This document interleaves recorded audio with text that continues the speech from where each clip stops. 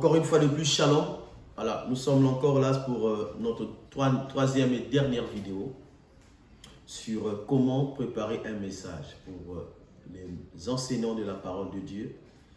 Utilisez le dictionnaire, nous l'avons dit, dictionnaire biblique, bien évidemment. Il faut utiliser le dictionnaire biblique. Le dictionnaire biblique te donne les détails sur tout ce qu'il y a, sur les noms, les mots que tu as besoin. La concordance biblique aussi, c'est important de l'utiliser parce que dans la concordance biblique, tu as le verset, par exemple, la foi. Tu veux prêcher sur la foi, tu vas aller dans la concordance, tu cliques, on t'aligne tous les versets qui parlent de la foi et tu regardes dans quel contexte tu veux.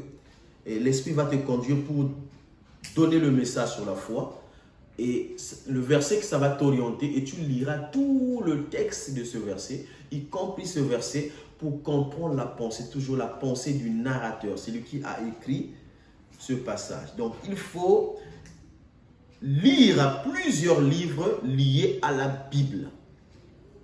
Plusieurs livres liés à la Bible, parce qu'il y a beaucoup des hommes de Dieu qui ont écrit, mais qui ont été inspirés par la parole de Dieu. Ok? Voilà, donc contrôlez, maîtrisez vos mouvements. C'est très important pour un enseignant. Tu dois contrôler, tu dois maîtriser tes mouvements, tu dois maîtriser ton langage. Parce que le Saint-Esprit ne donne pas le langage. La manière de parler s'apprend. Arrêtez d'accuser le Saint-Esprit. C'est poussé par le Saint-Esprit que les hommes ont parlé. Tu dois parler dans ta langue. Si tu as appris la langue française, ne prends pas la langue anglaise que tu ne connais pas. Tu vas divertir le peuple de Dieu. Si tu as appris la langue anglaise, prêche dans la langue que tu maîtrises. Tu as besoin, tu es dans une contrée où les gens ne parlent pas ta langue, cherche quelqu'un qui va t'interpréter. Ne crée pas des situations là où il n'y en a pas. Ok? Voilà, que Dieu te bénisse. Donc, tu peux maîtriser. La Bible dit, c'est dans 1 Corinthiens 14, verset 26 au verset 33, il explique sur, c'est Paul toujours qui parle sur le parler en langue. On peut lire le passage s'il te plaît. Que faire donc, frères, lorsque vous vous assemblez, les uns ou les autres parmi vous, ou en cantique, une instruction, une révélation, une langue, une interprétation, que tout se fasse pour l'édification. En est-il qui parle en langue, que deux ou trois au plus parlent? En est-il qui parle en langue, que deux ou trois au plus parlent? Chacun à son tour. Chacun à son tour. Et que quelqu'un interprète. S'il n'y a pas d'interprète, qu'on se taise dans l'église. S'il n'y a pas d'interprète, qu'on se taise dans l'église. Et qu'on parle à soi-même et à Dieu. C'est un point important. On passe par l'enseignement sur comment composer un message. Cela ne peut nous empêcher d'ouvrir les fenêtres, des parenthèses. Ok? On ne parle pas en langue quand nous sommes devant tout le monde. Parce que quand on parle en langue, personne ne comprend la langue que tu parles, n'est-ce pas? C'est ce qu'il est en train de dire. Tu peux répéter le passage? Il faut qu'il y ait un interprète de cette langue. Il faut que toute l'assemblée comprenne ce que tu es en train de dire. Les rararara, rico, baba, baba, baba. Ça, c'est toi, chez toi à la maison, c'est une prière personnelle. Parce que personne ne comprend ce que tu dis. Vas-y, frère. Verset 27. En est-il qui parle en langue, que deux ou trois au plus parlent? Chacun à son tour et que quelqu'un interprète. Chacun à son tour. Ça, c'est dans l'ordre dans l'assemblée. Ça dit que tout le monde ne peut pas parler au même moment. Il faut que pendant que tu parles, l'autre, même s'il est poussé par le Saint-Esprit, c'est pourquoi à la fin, il dit les esprits des prophètes sont soumis aux prophètes. C'est-à-dire que même si tu sens la pression de l'esprit, te pousser à parler, quand tu entends l'autre aussi, poussé par l'esprit parler, tu dois maîtriser cet esprit. Yes. S'il n'y a pas d'interprète, qu'on se taise dans l'église. Voilà. Maintenant, s'il n'y a pas d'interprète, si vous parlez en langue, s'il n'y a pas d'interprète dans l'église, ou toi-même qui parles en langue, tu ne connais pas interpréter ce que tu parles, alors tu te tais. C'est ce que la Bible dit. et qu'on se parle à soi-même et à Dieu. Et qu'on se parle à soi-même et à Dieu. C'est-à-dire que tu parles au fond de ton cœur, où tu arrives à la maison, chez toi, dans ta chambre, tu parles quand tu veux, tu parles comme tu veux. Ça, tu n'as pas de compte à rendre à quelqu'un. Vas-y, frère. Verset 29. Pour ceux qui est des prophètes, que 2 ou 3 parlent et que les autres jugent. Et si un autre qui est assis a une révélation, que le premier se taise. Car vous pouvez tous prophétiser successivement, afin que tous soient instruits et que tous soient exhortés. Exactement. C'est le même Dieu qui parle. Si vous êtes 3 en train de prophétiser, c'est le même Dieu qui parle en vous. Mais pour que ceux qui sont là en train d'entendre, d'écouter, puissent assimiler ce que vous dites, il faut que vous puissiez parler successivement. C'est-à-dire que Dieu parle. Je prends l'exemple des lettres alphabétiques. Dieu lui dit de prononcer la première lettre alphabétique, c'est la lettre A. Et à moi, il dit B. À l'autre, il dit C. C'est une concordance, une succession pour ordonner un message. Parce que notre Dieu n'est pas un Dieu de désordre. Si en même temps, nous prononçons ces deux lettres, personne ne va nous comprendre. Il y aura du bruit. C'est ce que Paul est en train de vouloir nous expliquer. Vas-y. Verset 32. Les esprits des prophètes sont soumis aux prophètes. Les esprits des prophètes sont soumis aux prophètes. Okay. Voilà, tu peux t'arrêter là, frère. C'est juste pour dire que pendant que toutes ces choses sont en train de... Même si quand même l'Esprit de Dieu est en train de parler en toi, avec l'intelligence que Dieu t'a donnée, avec le Saint-Esprit en toi, tu peux maîtriser cet esprit. Ok? Amen. Tu peux demander que ce qui veut monter puisse s'arrêter afin que l'ordre, parce que notre Dieu est un Dieu d'ordre. Ok? C'est vrai ce que tu vas dire, ça vient de Dieu, mais tu peux maîtriser. Attendre que l'autre finisse afin que tu parles. Mais si c'est de parler en langue, désolé, ne le sors pas devant le public, garde ça pour toi. À moins que tu aies un interprète à côté ou bien que tu sois capable d'interpréter ce message. Ok? Amen. Donc par là, nous pouvons comprendre que nous pouvons contrôler nos mouvements, nous pouvons nous maîtriser, nous pouvons tout contrôler, même l'atmosphère, nous pouvons contrôler. Ne pas négliger le côté, la faculté intellectuelle. J'ai écouté un enseignant dire, maintenant, pendant que je vais prêcher, que ma chair se taise, que mon intelligence se taise. C'est bien de le dire. Bon, je ne sais pas dans quel contexte, mais moi je pense que pour travailler, même avec l'esprit, il faut que le côté intellect aussi travaille. C'est Paul qui le dit. Nous préparons un message par notre intelligence. Nous préparons le message par notre intelligence. C'est-à-dire que le problème, c'est quoi? C'est de prendre l'habitude que c'est pendant que nous prêchons que le Saint-Esprit travaille en nous. C'est là que nous faussons. La Bible dit, c'est dans Jean 1, verset 12 au verset 13, que quand nous avons entendu le message du salut, et quand nous avons cru à ce message, la Bible dit quoi? Que nous sommes devenus enfants de Dieu. Et c'est en ce moment-là que Dieu nous dote du don du Saint-Esprit. Et quand le Saint-Esprit habite en nous, il travaille avec nous. Même pendant que tu écris, que tu prépares ton message, c'est le Saint-Esprit qui t'inspire ce message. Ce n'est pas ton intelligence. Pendant que tu lis, pendant que tu as des fenêtres, tu écris, c'est le Saint-Esprit qui t'oriente. Ok? Donc, tu ne peux pas demander afin que ce côté-là puisse se taire pendant que tu travailles. Tu en as besoin pour tes mouvements. La dit que Dieu, pour parler, pour venir habiter dans le monde, pour parler au monde, il a fait quoi? Il s'est fait chair. Il s'est fait chair. Il avait besoin de la chair. Il avait besoin de la voix. Il avait besoin du souffle pour parler. Ça veut dire que pour parler, nous avons besoin de la force. Nous avons besoin de notre voix. Nous avons besoin de notre énergie pour parler. Donc ça ne sert à rien de penser que c'est pendant que nous sommes en train de prêcher que le Saint-Esprit doit agir. Non, il agit depuis chez toi à la maison pendant que tu prépares le message. Ok? Votre thème. J'ai un deuxième passage, tu peux le lire aussi dans Matthieu 25, verset 29, s'il te plaît. Matthieu 25, verset 29. Je lis au nom de Jésus rapidement. car on donnera à celui qui a. Et il sera dans l'abondance. Mais à celui qui n'a pas, on notera même ce qu'il n'a, même ce qu'il a. Ok? Je reprends le verset. Car on donnera à celui qui a.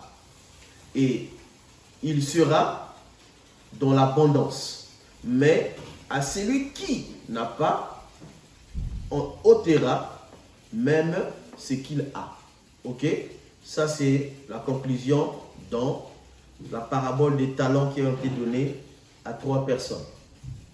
Et Dieu voulait illustrer le jugement dernier. Le jugement de ceux-là qui ont reçu les talents. Ça veut dire que chacun de nous a quelque chose. La chose qu'il nous a donnée, c'est le don du Saint-Esprit, n'est-ce pas? Oui. C'est par le Saint-Esprit que nous pouvons faire le service de Dieu. Parce que nous sommes sacrés par le moyen du Saint-Esprit. Nous nous souvenons du tabernacle. Quand Dieu voulait travailler avec le peuple, les enfants de Lévi. Nous avons Aaron et ses enfants. Ils ont été consacrés pour le service. Donc, ils ont été rendus sacrés pour faire un service sacré. Ils ont été oints. Et nous, nous sommes oints par le Saint-Esprit pour faire le service de Dieu. Donc, là, il est question du talent que nous avons déjà. Donc, nous devons nous rassurer que pendant que nous lisons des documents, pendant que nous lisons la Bible, pendant que nous écrivons, c'est le Saint-Esprit qui nous conduit à marcher et à écrire tout ce que nous avons comme composition du message, n'est-ce pas? C'est bon? Votre thème doit être tiré du texte biblique. Pour avoir un bon thème, le thème doit être tiré de la parole de Dieu. C'est vrai, avec le mot, on peut avoir un thème, mais il faut vraiment, pour que ce thème ait de l'impact, il faut que cela soit tiré dans la Bible. Exemple d'un thème. Je prends l'amour. Je veux parler de l'amour. Alors, un texte de base. Jean 3,16. Dieu a tant aimé le monde qu'il a donné son Fils unique afin que quiconque croit en lui ne périsse point, mais ait la vie éternelle. Que Dieu te bénisse. Amen. Ok? Ça, je vais parler de l'amour. J'ai pris Jean 3,16. Mais je peux aussi prendre un autre texte. Je prends par exemple Luc 10, verset 30 à 37. Nous avons lu, tu te souviens, on a lu ça dans la première vidéo. On parle du bon samaritain. Ok? Dans la première vidéo, nous l'avons mentionné. Jésus voulait enseigner le docteur de la loi sur l'amour. Mais il fait quoi? Il enseigne, il instruit en passant par les paraboles. Le but, c'était que le docteur puisse comprendre la définition de l'amour. La définition du prochain. C'est qui le prochain? Ce n'est pas seulement ton frère biologique, ce n'est pas ta soeur biologique, ce n'est pas seulement ton père, ce n'est pas ta mère. Mais ton prochain, c'est tous ceux qui sont créés à l'image et à la ressemblance de Dieu. Ils étaient tous membres d'une même famille. Ils étaient tous fils de Jacob, n'est-ce pas? Amen. C'est vrai qu'à la Samarie, il y avait après un mélange des étrangers. Mais en réalité, ils étaient tous enfants de Jacob, n'est-ce pas? Donc je prends mon thème, par exemple, l'amour. Mon texte de base, Jean 3,16, comme tu as dit, que Dieu te bénisse. Et je peux prendre Luc 10, 30 à 37. Beaucoup de gens n'ont pas compris. On parle du bon samaritain. Parfois, les gens ne comprennent pas. Et c'est à toi de donner l'instruction par rapport à ce que Christ voulait instruire aux docteurs de la loi, sachant qu'aujourd'hui, nous avons beaucoup de docteurs de la loi, mais qui n'ont pas la compréhension de la parole de Dieu. Et que nous pouvons aussi instruire. Ok? Amen. Voilà. Donc, le thème doit être subdivisé pour une bonne composition. Ça doit être subdivisé en 3 parties. Après ça, c'est le côté liturgique. Et bien, je le mélange avec le côté spirituel parce que je pense que les deux vont ensemble. Après, ça dépend. L'esprit peut te conduire. Moi, plusieurs fois, j'ai composé des messages. J'arrive devant la chair. Dieu m'oriente dans une autre dimension. Ok? J'allais commencer par A, je commence par B. J'allais commencer par B, je commence par C. Ça, c'est Dieu qui te pousse. OK? Mais sinon, quand nous préparons, nous devons bien structurer notre message. Nous devons avoir une introduction, un développement et une conclusion. L'introduction peut être simplement un chant. Tu peux chanter pour introduire ton message. Tu peux témoigner pour introduire ton message. Tu peux citer un verset biblique pour exprimer l'introduction. OK? Maintenant, le développement, tu dois parler du poumon du message que tu as donné. C'est là que tu vas développer. Et dans le développement, tu peux donner des exemples. Le but, c'est d'aller au fin fond, de toucher, d'interroger. Parce que dans chaque question que tu vas poser, il faut qu'il y ait des interrogations, il faut qu'il y ait la réponse. Il faut que tu pousses les gens à lire. Il faut que tu pousses les gens à chercher à comprendre. Maintenant, tu conclus en donnant parce que tu es là comme enseignant, tu es là comme donateur de la nourriture, tu amènes le problème, tu exposes le problème dans ton développé et tu dois donner la solution dans la conclusion, n'est-ce pas? Amen. Tu dois donner la solution. Par exemple, nous avons parlé de l'amour. Nous prenons thème comme amour, nous avons le texte de base, Jean, et plutôt Luc 10, 30 à 37, ou bien Jean 3, 16. Maintenant, oui, Dieu a été maintenant, comment faire pour aimer? Il faut expliquer aux gens à la fin. Tu as amené le problème, il faut amener la solution. OK? Et ça, c'est dans la conclusion. Et c'est juste une façon de structurer un message. Après, nous avons plusieurs pensées. Beaucoup lire les chapitres, n'est pas rentrer dans la dimension de ce que tu n'as pas encore maîtrisé, parce que la Bible dit que nous ne connaissons qu'en partie. Là où tu es limité, ne rentre pas. Je connais un homme de Dieu qui ne part que de la foi. Le pasteur Oyadepo, le responsable, le visionnaire des chapelles de vainqueurs, il part que de la foi. Il dit que c'est son appel. Il part que de la foi. Et c'est là ses limites. Tout ce qu'il enseigne, c'est centré dans la foi.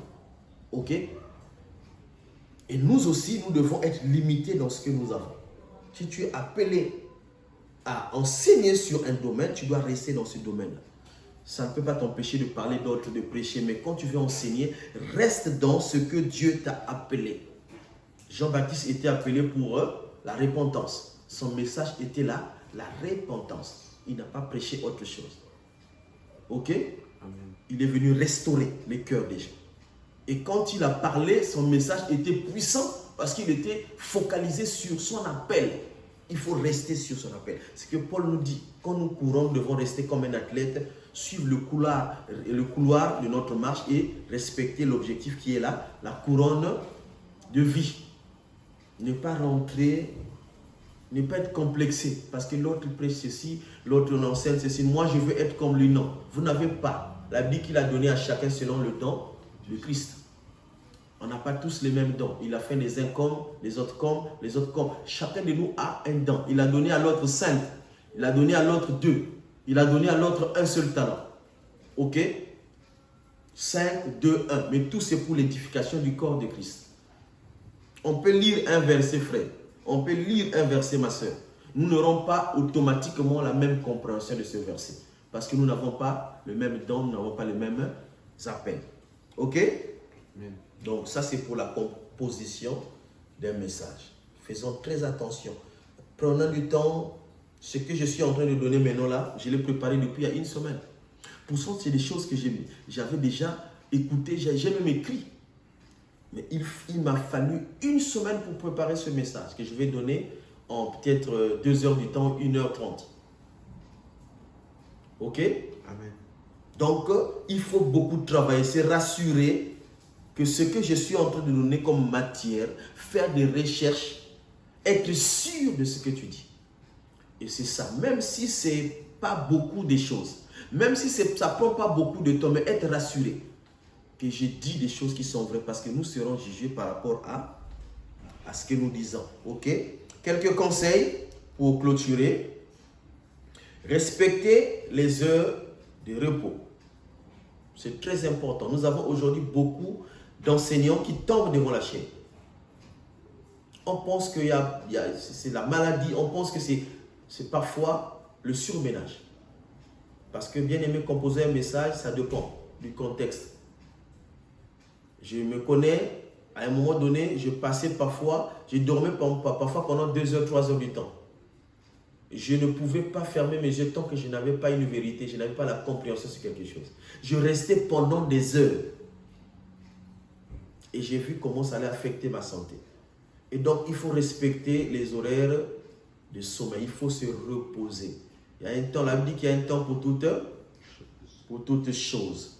Voilà. Donc, respecter les horaires, les heures de repos, respecter le régime alimentaire. Un enseignant ne mange pas n'importe quoi. Un enseignant ne grossit pas n'importe quoi. Parce que nous avons besoin des poumons d'acier. Nous avons besoin de la force, le yobel, le souffle. Pour souffler, donner du son agréable à la trompette, il fallait avoir du souffle. Ok? Il faut respecter son régime alimentaire. Manger, respecter, conserver sa voix. Parce que la voix, nous en avons besoin pour prêcher. C'est pour toute une carrière. La prédication, l'enseignement, c'est pour toute la vie. Et pour parler, il faut avoir la voix. Il faut avoir la voix. Et il faut travailler sa voix. Il ne faut pas trop crier, contrairement à ceux qui ont mal interprété la prédication aujourd'hui, pensant que pour que le message entre dans les cœurs des gens, il faut beaucoup crier. Ce n'est pas ça. Quand le message est clair, quand le message est propre, tout le monde t'entend, tout le monde comprend. On n'a pas besoin de crier. Ok? Et vous allez voir beaucoup de gens, ils ont perdu leur corde vocale. Quand ils crient, vous sentez que ce n'est plus leur voix. C'est la voix rauque. Parce qu'ils ont tellement crié, croyant que c'est en criant qu'on peut se faire entendre. Ok? Savoir contrôler les événements, les débats. Ok? Un enseignant doit savoir ses fréquentations, doit limiter ses fréquentations. Plus tu travailles, plus tu dois être en connexion avec ceux qui travaillent comme toi. Amen. La Bible dit fouiller les mauvaises compagnies. Imagine-toi, tu as préparé un message sur l'amour, tu arrives dans une contrée où les gens ne s'aiment pas. Ils parlent que de la division, de la séparation. Ça peut affecter ton message. Ok? Il faut chercher à être en contact avec ceux-là qui ont la matière afin que tu grandisses aussi avec eux. Ok? Moi, tous les jours, je me mets en contact avec des hommes qui sont plus que moi. Parce que je me considère comme le moindre de tous. Je suis plus petit que eux. Et quand je parle avec eux, tous les jours, j'ai une valeur ajoutée dans ce que je prépare comme message. Chercher les connexions qui peuvent t'apporter quelque chose. Quand nous allons vers les plus démunis, c'est pour les enseigner, pas pour être affectés. Ok? Que Dieu vous bénisse. J'espère que ce message va apporter quelque chose dans la vie d'une personne qui est appelée à l'enseignement. La Bible déclare qu'il est moins d'enseignants, qu'il est moins des hommes qui parlent de la part du Seigneur. Il sait pourquoi? Parce que notre jugement dépendra de ce que nous allons prononcer. À chaque virgule, à chaque point, à chaque ponctuation, Dieu va nous interpeller. Dieu va nous appeler à répondre au jugement. Donc, faisons attention et je crois que ce message va nous apporter quelque chose.